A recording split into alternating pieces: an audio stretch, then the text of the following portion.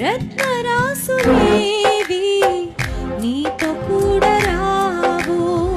మృతమైన నీ దేహం పనికి రాదు దేనికి.